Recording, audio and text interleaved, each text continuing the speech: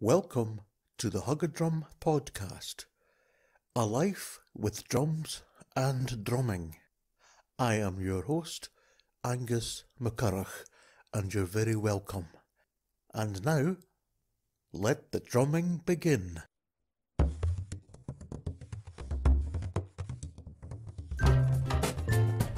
Yes, it's the Huggadrum podcast, your rhythmic respite from reality. Fun with drums, including Drumming joke of the week. The anagram, Drumagram. and drums for life, well-being and drumming. And now, here is your host from the Shadio. It's himself. It's myself, and welcome to episode 6 of the Huggadrum podcast. And what an amazing episode we have for you this week. We have part 1 of an interview with one of the northeast of Scotland's rising composers, Ewan McKay. A fascinating interview, an insight into how a composer's mind works. And of course, we've got the Huggadrum joke of the week and the anagram. But we're going to kick things off this week with that very special interview with Ewan McKay. And thank you to Ewan for allowing us to use his recordings as part of this interview.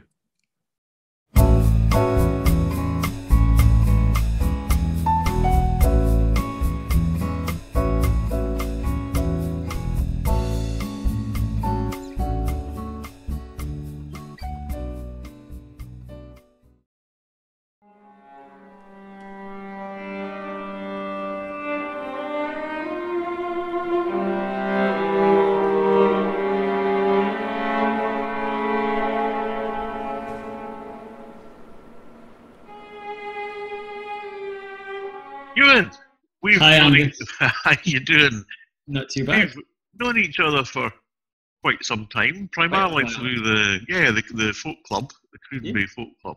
I just wanted to explore with you today, your journey of getting to where you are just now as a composer of how do you describe it? Is it modern classical music? Yeah, modern or contemporary classical, which I always think is a kind of slightly strange way to put it, because classical music, of course, is just one period of kind of concert music, but contemporary classical or new music, I guess you could say. What makes it classical as opposed to something else? I suppose it all kind of stems from, the sort of Renaissance choral tradition. So, many, like 1,000 years ago or so. And then, it kind of has evolved from there. So you've got various different periods like Baroque, and then, classical and romantic, and then, after the war, so kind of postmodern music, and now kind of contemporary. It's kind of where we find ourselves. But I suppose within that, there are different kind of categorizations of classical music. But I think it's all one and the same thing, to be honest. See, being a drummer, you see, I find I'm only beginning to learn now that there are other musical instruments apart from the drums. And what I understand is that, there's a range of instruments that would be used in, classical music, to use that label. So is that true? So you typically have things like violins, cellos. Absolutely, yeah. It's, if you look at the kind of standard classical orchestra, it can be a kind of small affair, like a kind of chamber orchestra, right up to kind of huge forces, with hundreds of players, at times. So the kind of range of classical music in terms of instrumentation, from just one or two players right up to an orchestra with 100 players, and then a choir as well. You can get really gargantuan. Wow. In terms of the scale of classical music. And a drummer at the back. And a drummer at the back, but they're important. Percussion sections are very important. as a Always- cellist, you know, I used to sit, you know, in the orchestra, and you know, I'd often jump at the timps coming in at a certain section. You always have the image of the guy with the triangle at the back, you know, with looking like at- one note right at the end of yes, the looking piece. at pages of manuscript until he gets to his bing. What's your sort of creative process? How do you get things out of your head and into the world? And you know, do you think about, I'm going to have a big orchestra, or I'm going to have a string quartet, or you know, how does that all work? I think it really varies, to be honest. Sometimes, you know, I'll have like a melody or a kind of cluster of notes or a motif, or however it might sort of manifest itself.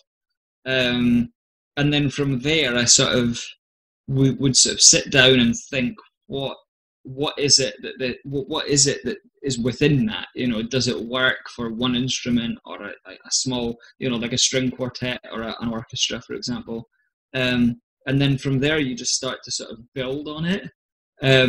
But sometimes I'll have the sort of intentional desire, you know, someone will approach me and ask for a piece, you know, like a flute or whatever it might be. And then from there you go, okay, well, that's what I'm working with. But quite often I'll write music that's still unperformed, and you know, that's often just because that's music I've wanted to write, you know, like an orchestral piece or a kind of slightly more you know, like a chamber piece. So I have like a few pieces that have been unperformed just because of the nature of the instrumentation, you know, with harp, and it can be slightly harder to get, you know, those pieces done. But that's just because that's what I've wanted to write at the time. You know, I've deliberately said I want to write a piece with these three instruments, for example. Is that not frustrating that you've created something and you've not heard it? I think it can be, but I think when you're working with you know, sort of classical music, it can take a long time. It can take an awful long time. You know, some composers, for example, might write music when they're younger, you know, my age or whatever, and they're, you know, in their 60s or whatever, and it takes, you know, a long time, and the pieces are forgotten about, for example, you know, and then, you know, they come out of nowhere, you know, and they're recorded or performed or whatever, or they're, you know, put alongside modern contemporary, you know, pieces that they've written. It happens quite a lot. You know, there's even pieces of, like, you know, lost Mozart pieces or Schoenberg or whatever, you know, that have been lost, and you know, they've been found or discovered, whatever. I do believe that that's how they knew Mozart was actually dead, because they found him decomposing at the piano. That's a terrible joke. I know, thank you. But just on that note there, because you on that note, see what I did there? Great pun as well. This idea that, because you spoke there about sometimes people might come to you and say, could you write me a piece, you know, for a flute or cello, whatever it might be. So you take commission work then? But commissions, in the sense of, you know, you could say there's a bit of a debate, I think, as to what that means. I think a commission can be unpaid. I think if a performer, you know, if I'm chatting with a player, you know, for example, I wrote a piece called Soliloquy for solo flute for a friend of mine's, Gillian Hunter, who studied with me at the University of the Highlands and Islands for her honours degree, and we were kind of chatting. You know, she was looking for her recital was, it kind of tracked the history of solo flute performance from the Baroque period with Bach, you know, through Romantic, and then it kind of ended with my piece. And all the way up to Jethro Tull. Yeah, and she was kind of looking for a contemporary piece to finish the program, and that was kind of how that. So in a sense, that's a commission. It's someone asking you to write a piece.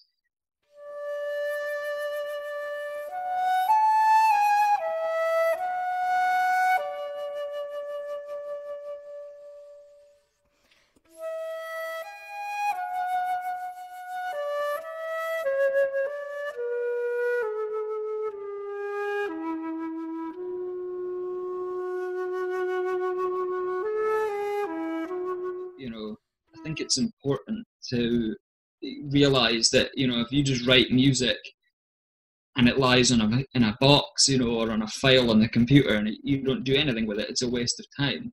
So quite often, I have music, that I've written, and I'm now just approaching players through the internet. I'm doing a bit of research and I'm finding players, and then, I'm like, do you want to play this? And more often than not, players are very, happy to pick up new music and record it and play it. And then from there, it just leads to other projects and, kind of goes itself. So you're journeying to where you are now, because you mentioned your master's degree that you got from Highlands and Islands, and you got another degree there. Yeah, well, it was a bachelor's degree first in applied music, and then a master's degree in music and the environment. So we know you're a smart arse now. So, but your journey started at school. You see, there's no beginning to the research that I do before I speak to people. So I know that you started composing when you're about 14 at school. Yeah, like 14-ish. I think I started playing cello at the age of 8. And almost immediately I was kind of interested in how is the music that I'm playing, someone's obviously written this, so there was an interest there. And then when I moved up to the academy at Peterhead, it was part of the sort of music subject of the music course was that we had to write music. And I hated it. Really? To begin with, actually, yeah. I almost get kicked out. Diane Pert, who was Diane Pert and Elaine Waters, and Diane would kind of pull me aside and said, if you don't kind of pull your socks up and do this, we're going to have to kind of kick you out. You won't be able to take music. And then I think from there I realised that it actually was, something that could be valuable, and that you could do. I kind of was of the opinion that all the great composers were dead. Right. That it wasn't really something that was, taken seriously anymore. But then when you realise that there are some fantastic composers, that are alive and that are writing really good music, that kind of was the fuel that inspired me to start writing music. And would you say that was that almost like a kick up the backside from a teacher, or were, I mean, I suspect that your teachers were inspirational as well, but it wasn't. Yeah, so it wasn't just get your act together. It was, we think you've got something, and I think it was maybe a bit of both, to be honest. Yeah. I mean, it got to the point where I got so into writing, and I use the word writing pieces as a kind of really loose term. They weren't really pieces; they were just ideas in a line, which was something else that, in the future, that was discovered, my kind of young composer bullshit, where it's just ideas in a line, it's not really a piece. But I used to write these little fragments, and, it was every other day I was going into, Elaine or Diane and chucking tons of, these sketches down. And it was all just as a sort of desire for me to try and find, a voice or whatever it was, that kind of, desire to try and just better myself. And do you find that music, because I'm part of what I do, with drum circles and even through the the HuggCast, is to talk about mental health, because I think this music in general is fantastic and supporting people with their mental health. Did you find that learning about music, playing music, composing had a sort of benefit to you in terms of how you, and sort of mental health in general, your well-being? No, totally. As I'm not sure if all of your viewers or listeners would be aware, but I have cerebral palsy, which is a condition that affects my legs, and you well know that. And I think when I was younger, I didn't really have much of a sort of sense of identity. So when I began to play the cello and began to get involved in music, it was kind of something that was my thing. I didn't run around and play football. I think the only goal I scored at football was in the wrong one. So well, me and you both.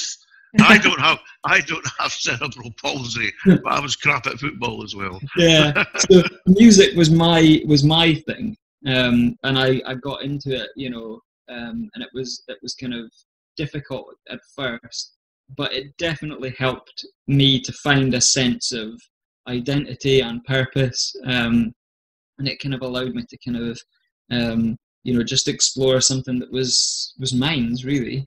And I think in a strange kind of way, throughout life, as I've kind of gone along and had my own experiences with mental health, it kind of is something that's always saved me in a way and kind of helped to kind of keep me going on. Yeah. Like an anchor. I think I find that. I mean, well, as you say, we all have our own sort of struggles with mental health issues. Mm-hmm. For me, I find that music's something I can always go to. I find it interesting because it depends on the mood I'm in as to what kind of music I want to listen to. Yeah. Sometimes it will be some classical music to kind of chill out a bit, but at other times, a bit of Led Zeppelin or Deep Purple for someone of my generation, that more heavier stuff. Yeah. And I remember, I mean, my background was in psychology, and when I was studying, I did a little bit of research onto the effects of music on emotions, and I was interested to find out whether certain types of music had similar effects on men as it did to women. Was there a gender difference? And it wasn't particularly sophisticated, but there wasn't. There wasn't. It just seemed that music was universal and had more to do, I suppose, with your sort of cultural background than it did with, male or female stuff. So I've always been interested in that sort of, the effects that music can have. And I'm also really interested in something else that I learned about you when I was doing my research, which you had a piece at the Barbican in London, where the audience were actually able to have an impact on. Yeah, they were very much part of it. So that the piece at the Barbican was part of the Emergent Composer Commission through Drake Music, which is a fantastic organisation which supports disabled artists and performers, composers, and I kind of had the idea to use technology, so use music notation software, which Sibelius is a big one, MuseScore, various different kinds of notation software through which I actually compose. I don't write by hand anymore. So I had the idea to use this amazing technology to prove to the audience that composition was something that everyone could do, that you didn't have to be a sort of select few highly trained individuals, that went to conservatoires or whatever. To be able to write music is something that anyone can do just about. So I designed this kind of educational performance piece, with a kind of chordal sequence, and then various different melodic cells that were color coded, and then there was a kind of like a bag, and then inside there were the same colored balls. It was, funnily enough, it was small snooker balls that I used.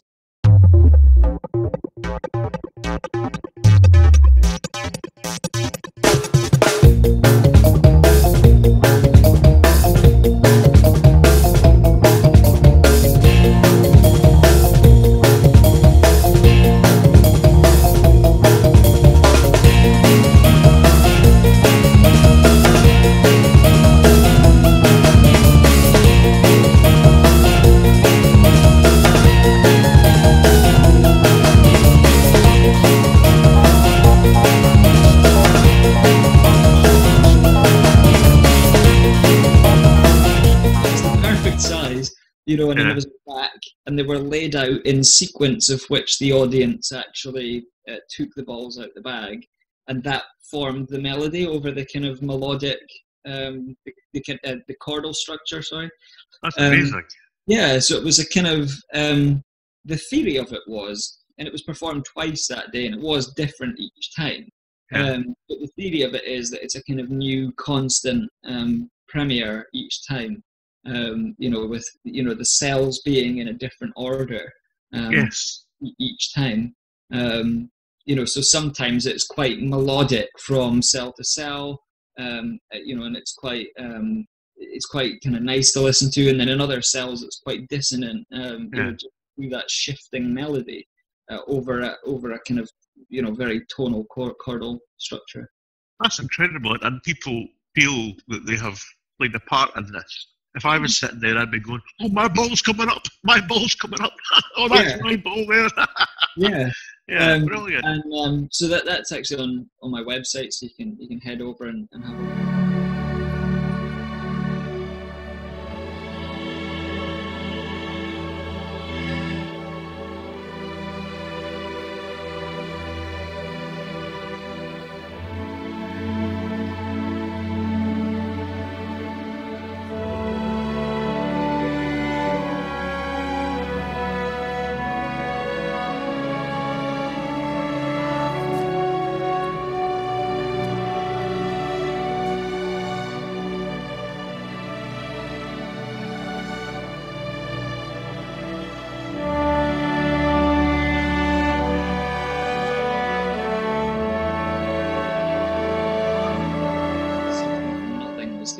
Was the title of the piece. So the idea just is that in a sense you can build a piece of music. Yeah. You can kind of compose a piece of music, something from nothing. But I think the title of the piece was a kind of bit of kind of sleight of hand, because there was actually something. I'd already kind of built the chordal structure, but something from something, I guess. But yeah. I mean, that's something else that's also fascinated me. Like Indian music, for example, is not based on octaves. The eight note structure that Western music tends to be built on. And that they have, I can't remember how many, but it's not 8. So that obviously the way that the notes they use are divided up in a different way. So you get some notes that might sound to Western ears, being a bit atonal, or I don't know what the technical phrase is, but and that when you're listening to Indian music, which I love, you get a different feel. It's almost like it's a different canvas or different paints that are being used. Absolutely, yeah.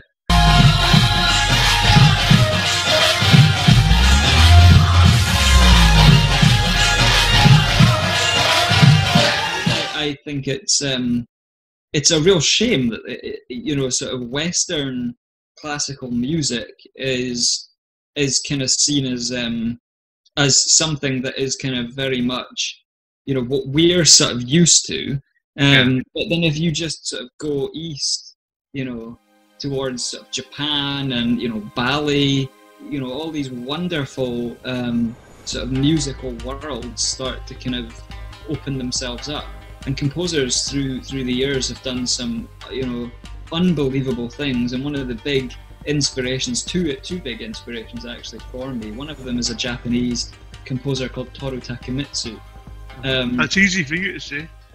One of the most kind of sort of preeminent Japanese composers who was really inspired by Debussy, the French music. So he kind of took this Japanese music using kind of like Japanese, traditional instruments, but was really inspired by kind of French Impressionism, and it's just this really fascinating kind of kaleidoscope of sound and colour and tonality, and then another one is Anne Boyd, who's an Australian composer, and she used to live out in I think it was a cattle ranch in the middle of nowhere, and she used to put the radio on when she was a young girl, and it would pick up Japanese radio frequencies because it's not that far away, and that was the sort of gagaku in the traditional Japanese music that she was kind of influenced by. So it's this kind of Western and Asian mix that you get, and I love all that. I just love any opportunity to sort of mix cultures and see what comes out the other end, kind of thing. It's fantastic. In and of itself, sort of Asian music, Chinese, Japanese, Indian, that kind of the music in and of itself of these countries is really beautiful. Some of it, is wonderful. And one of the things I think you've, if I remember correctly, I think you've been involved in this as well. That as part of the Cruden Folk Club, sometimes they'll bring up a choir master or a sort of singing teacher who, over the course of a half a day, will take you from being just a group of people that can sing a bit, and then all of a sudden you're sounding like an African choir, because the harmonies that come from Africa seem to have that very unique signature to them. And I find myself standing there after 3 or 4 hours thinking, this can't be me that's making this noise. Yeah. Because you're part of something. I think that's what's fascinating about music is that all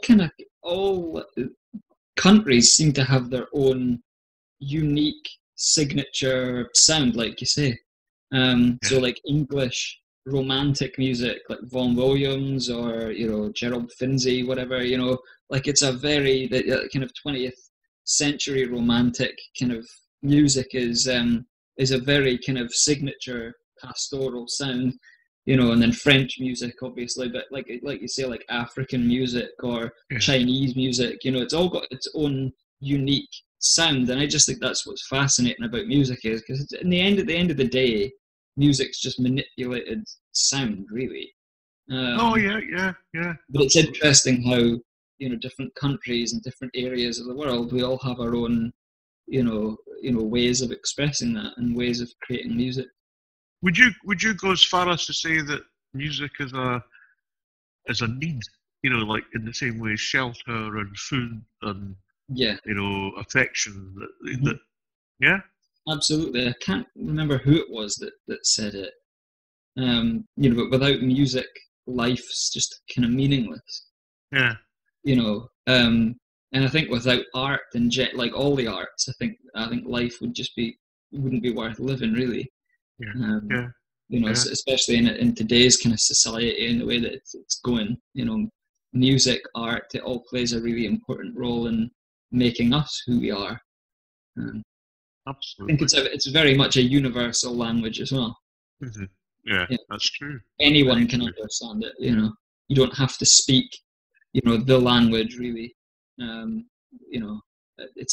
Music is a universal thing. It can touch someone in the northeast of Scotland, and it can touch someone in the Arab Emirates, and it can touch someone in Australia. It doesn't matter where they are in the world.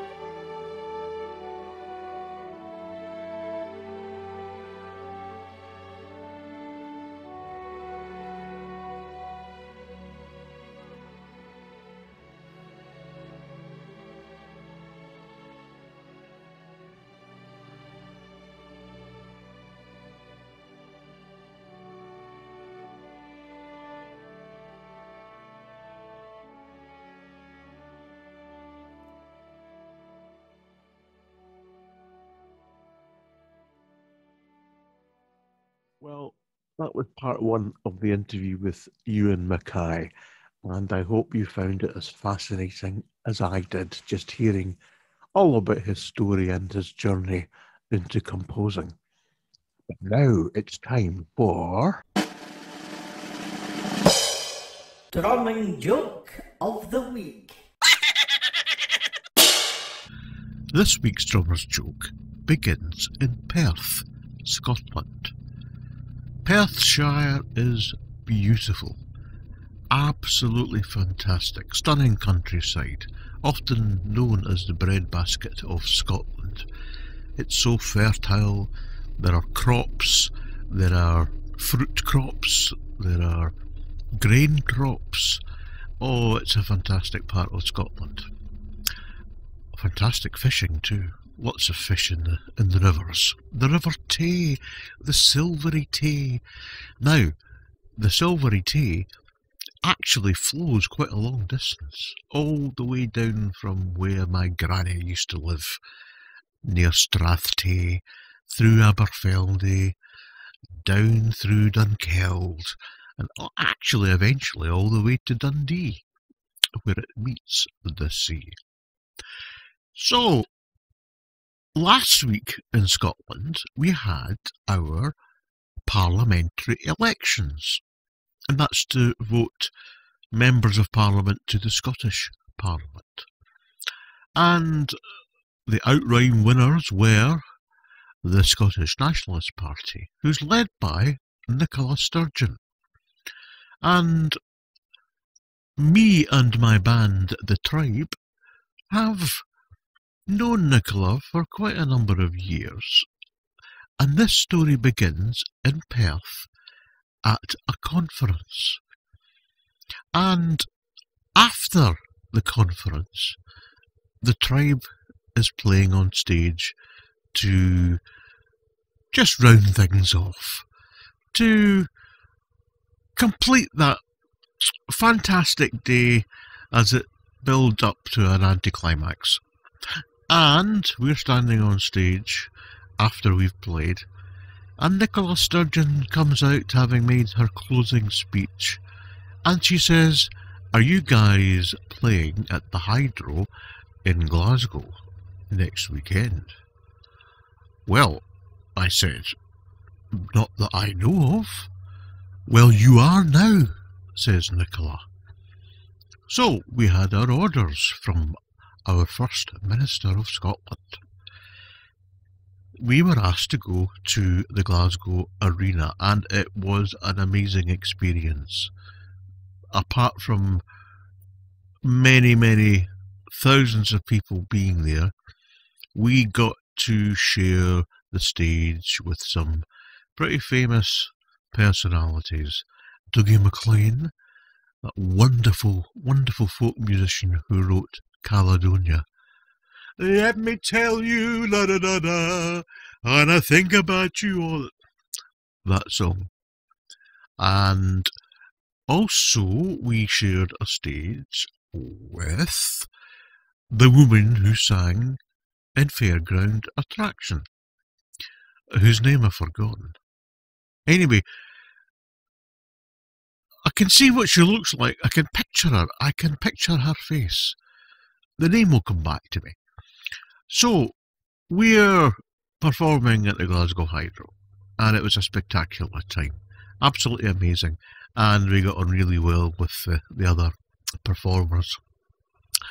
Afterwards, myself and Scully and Scotty, we decided we needed to have something to eat before heading back up the road to Aberdeenshire. What will we have? Indian? No, we had that last time. We could just get some fish and chips. Nah, we could get that at home. What could we have? Oh, I don't know. Let's have a think. We decided eventually to go Chinese. We decided to have Chinese. So we walked around the streets until we found what looked like a reasonable restaurant. I've always been told that you should, if you're going for a restaurant, you should look for one that's got a lot of people in it. Avoid the ones where there's hardly anybody, on the basis that the good ones will be popular and the bad ones will be quite quiet. Quite quiet, really.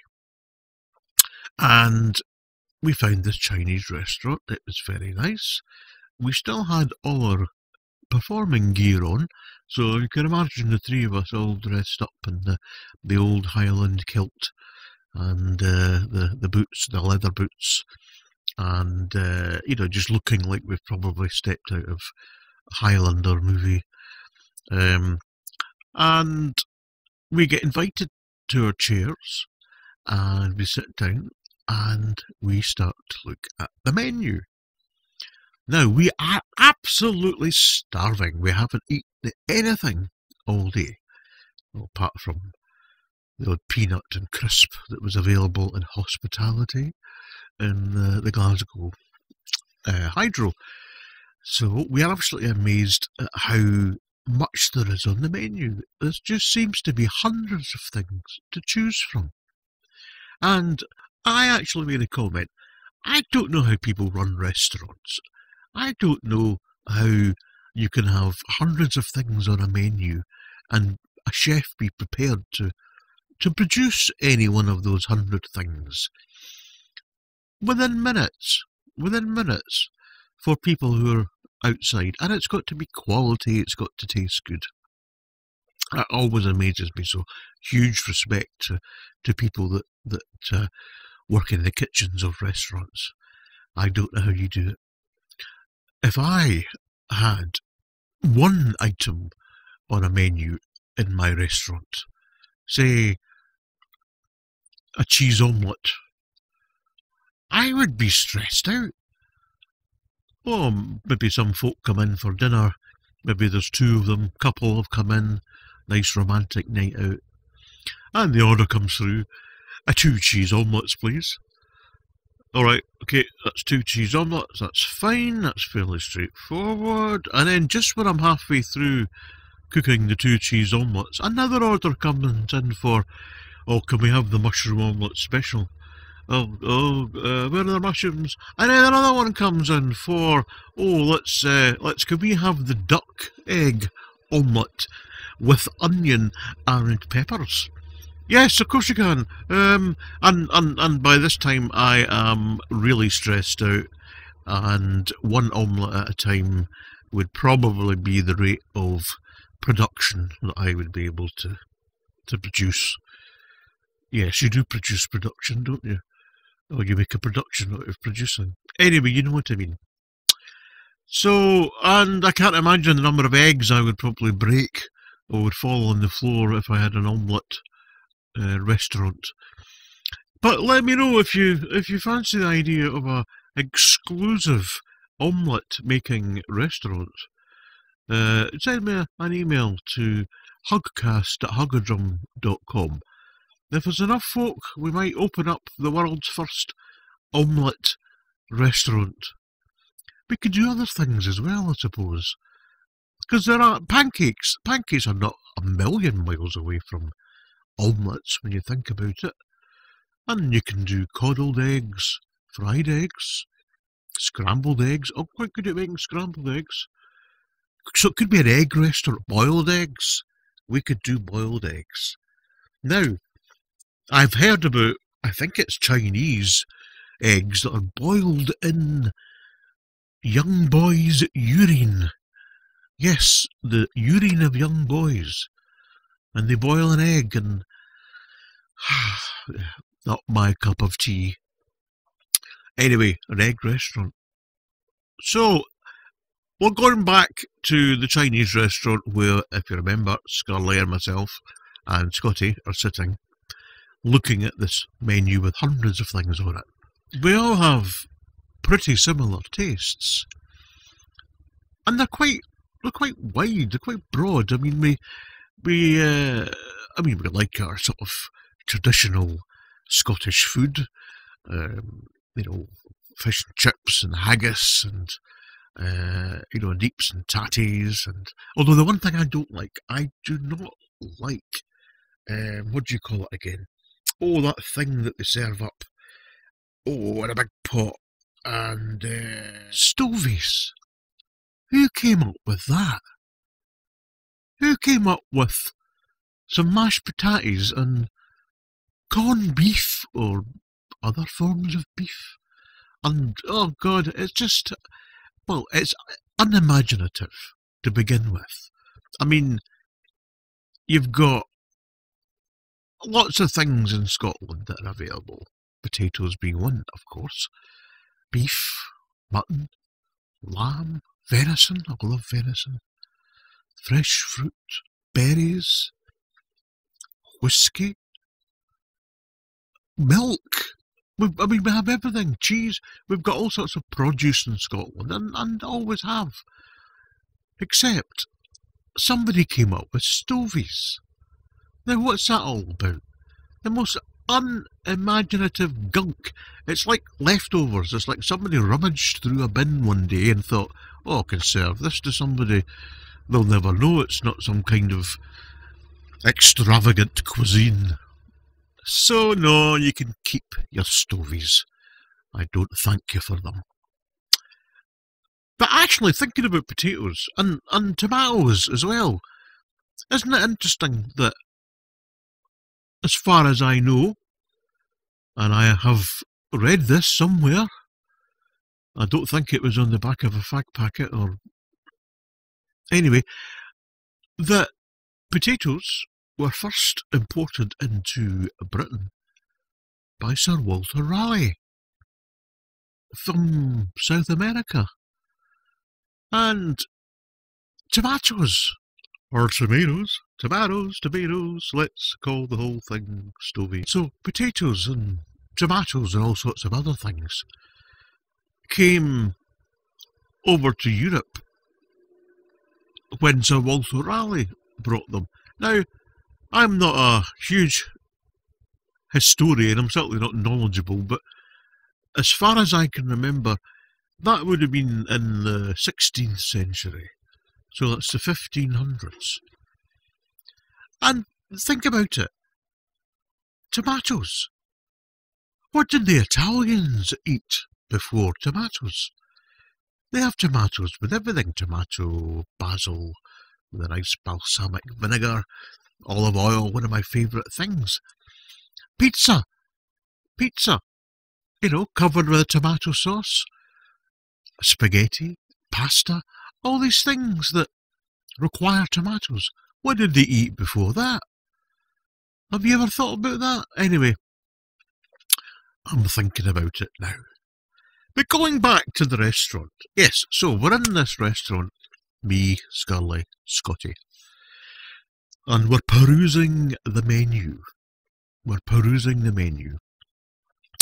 And yes, that's what I was saying. We all have fairly similar tastes, but we're quite broad-minded. You know, we'll have a go at many things. And coincidentally, we all choose the same thing. We all go for the chicken surprise.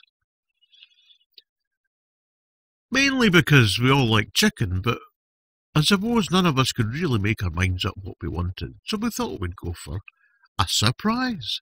That's a reasonable thing to choose. If you don't know what you want, you know, go for the surprise. One of my favourite lines from a song, it's a Rush song. Fantastic drummer in Rush, Neil Peart. Oh, he's gone now, died a couple of years ago. Technically, probably one of the best drummers ever. Neil Peart in Rush. Highly recommended.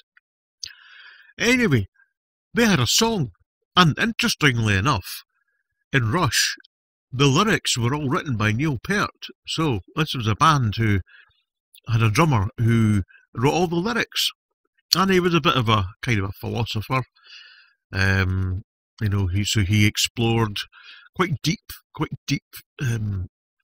areas of humanity, and quite explored the deep and dark corners of the human condition. And one of the songs he wrote the lyrics, "Those that choose not to decide still have made a choice." Isn't that profound? How profound is that, eh? You didn't get Ringo making up lyrics like that, I tell you. Octopus's garden with me. Anyway, so we chose not to decide, and we went for the chicken surprise. So we're sitting waiting for our meal to arrive. Ordered some drinks, obviously, and nibbled on some of the prawn crackers that they brought for us. Now, this is the thing. This is a thing. And I would welcome your input into this. So, let me have your thoughts on this one. It's a bit like this is like the tip scenario. Tipping, you know, when you leave a gratuity a gratuity to express your thanks for the good service that you've had at a restaurant or, with a taxi driver, anything like that. So this idea of tipping, and, it's I've never quite known roughly what to tip. I guess I go for the sort of 20% rate now. But it's this thing, when do you tip, when do you don't tip? In some countries, they get offended if you tip. Other countries, they get offended if you don't tip. And it's always annoyed me. Why don't they just say, right, we would love to sell you this particular thing. If you buy this particular thing, it will cost you X amount of money. And that's an end to it. That is the contract. That is the deal. You give us that money, we'll give you this thing. Why do we have to then overlay another layer of confusion and stress and about giving a tip? And sometimes the service isn't very good, but you kind of still feel, I need to give a tip. So it's this kind of not knowing how much, not knowing whether to give it at all, sometimes not feeling that you really want to, and feeling a bit guilty if you don't. All of these emotions, all this entanglement of confusion, of frustration, of questioning. Well, is the way this woman served me my boiled egg worthy of a tip? And that's been the confusing thing. But the reason I raise this here, it's not because we're in a restaurant. That's just the analogy. It's analogous to what I'm about to express. It's the prawn crackers. The prawn crackers. Sometimes you get them free. Sometimes you get them if you buy something over a certain amount of money. Our local Chinese restaurant, if we get Chinese food delivered, will give us free prawn crackers if we've spent over, I think it's £10. But it's what do you do? There's some restaurants where you get the prawn crackers free, some restaurants where you have to pay extra for them. There are some restaurants who just bring them and then charge you for them. They don't even tell you that they cost extra. Indian restaurants are similar with papadoms. Sometimes you get the papadoms free, sometimes you have to pay extra. But yes, and the lack of consistency. Prawn crackers are not so much like this, because they tend to be of a standard size. I feel somewhere there must be a standard prawn cracker, maybe made out of titanium, or some precious metal that, won't expand or contract in the heat, and then some vault somewhere in China, presumably, or it could be Indonesia, or any of these places where the prawn cracker would be a feature, an important part of life. That there's a vault somewhere, a big huge vault with the big huge wheel that you have to turn in order to open the door of the vault, and you pull it open, and in there is a perspex box with little holes in it, and surrounding this perspex box there are all these machines that you get in museums, the ones that measure humidity, and then you've got the air conditioning to make sure that the humidity is always constant and the temperature is monitored. All of these things are surrounding this perspex box that contains the standard prawn cracker made out of titanium. And I think that's why prawn crackers generally tend to be a similar size, no matter where you go. But papadoms and papads, similar things, I've never really quite understood the difference. But papadoms, somewhere there has to be a standard poppadom. In a vault somewhere, there is a standard poppadom that would be made out of titanium, possibly something a bit thinner than that. It could be, bashed out of a pewter, potentially, a pewter poppadom. But no one pays attention to it. It's a bit like the, litres in France, Europe, and pints in Britain, and there's a lack of consistency when it comes to poppadoms. Some restaurants you get poppadoms, and they're the size of a car tyre. They're absolutely huge. And other restaurants, they bring you this thing that looks more like a crisp, tiny little crisp. So, whatever organisation is in charge of standardising prawn cracker sizes, could be the National Association for Prawn Cracker Consistency. There should be a National Association for Poppadom Consistency, just so we all know when we go into a restaurant what size a poppadom we're going to get. And we could do, like what we do in pubs. You don't have to have a pint. You don't have to have a pint of beer. You can have half a pint of beer. You could go in and say, I would like half a standard poppadom, please. Or I'd like a whole poppadom, please. Or can I have 1.5 poppadoms? Think of the flexibility. Think of the choices you could have. There's an unlimited number of poppadoms you could have. But you could have them in pieces. A quarter, a half. Oh, anyway. The sky's the limit when it comes to prawn crackers and poppadoms. So we're in this restaurant and we're nibbling at the prawn crackers, which are prawn crackery shape size. And they're quite nice. And then after about 20 minutes, they bring to the table on a tray.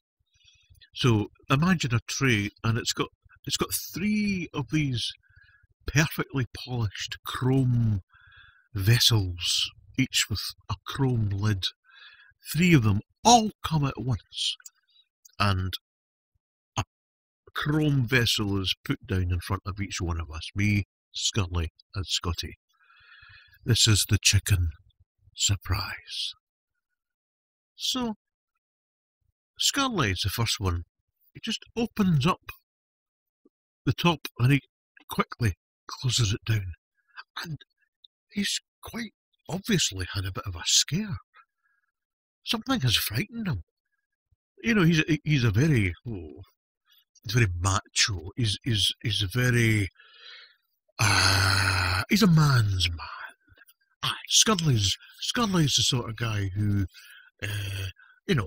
would stand around looking down at a hole with his hands in his pockets with 3 other guys. That sort of macho-ness.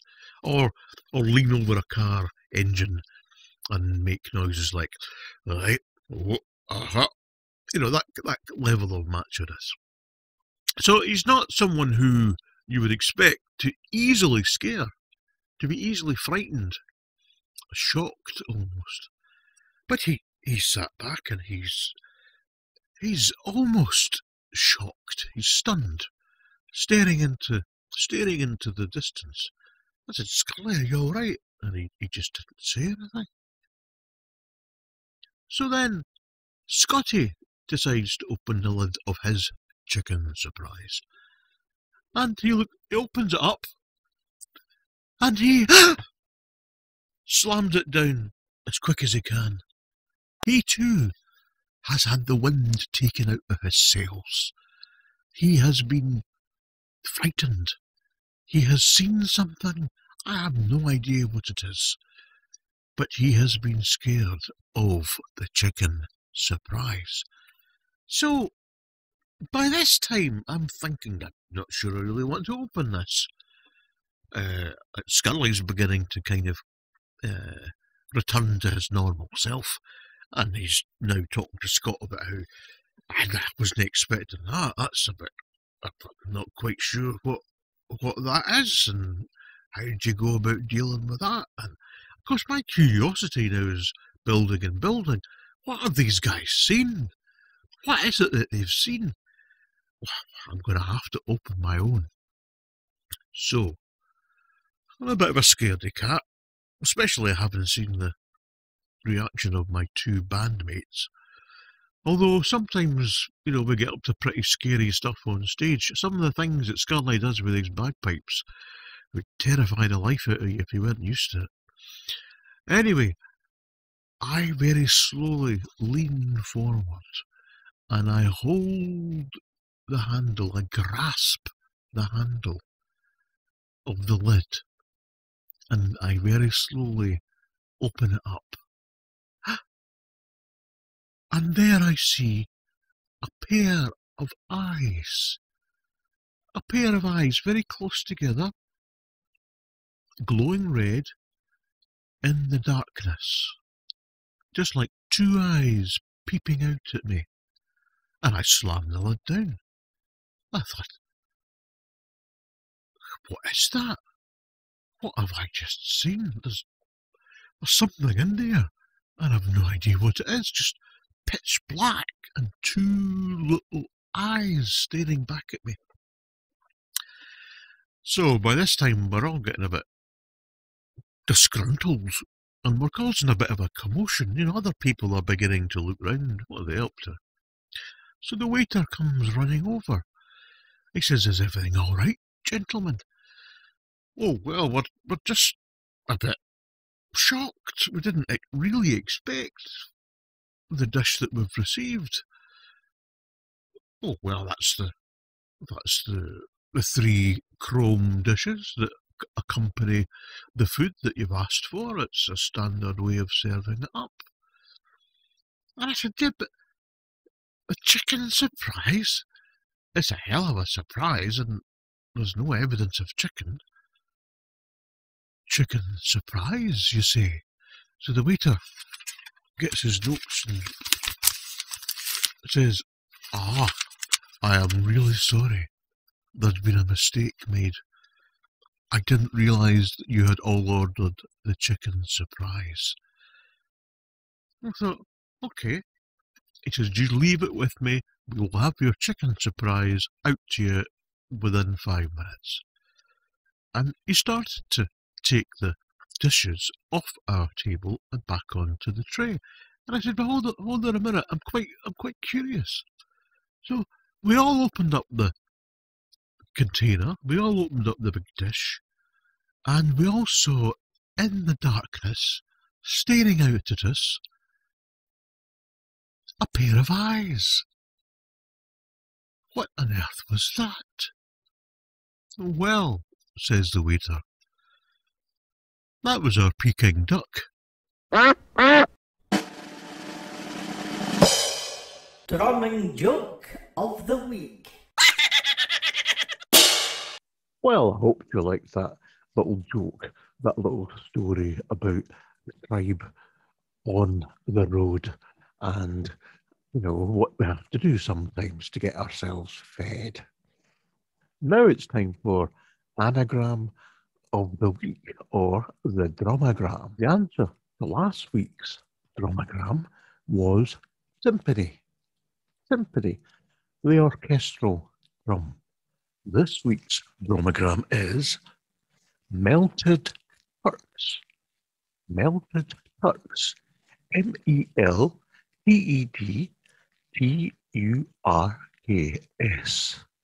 And there is, as usual, a prize for those who send in the correct answer. Well, I hope you enjoyed this week's episode, and part 2 of Ewan McKay's interview will be in the next episode, so don't miss that. And, well, we'll have more of the fun, more of the jokes, and more drumagrams. And until then, stay safe and be happy. Bye.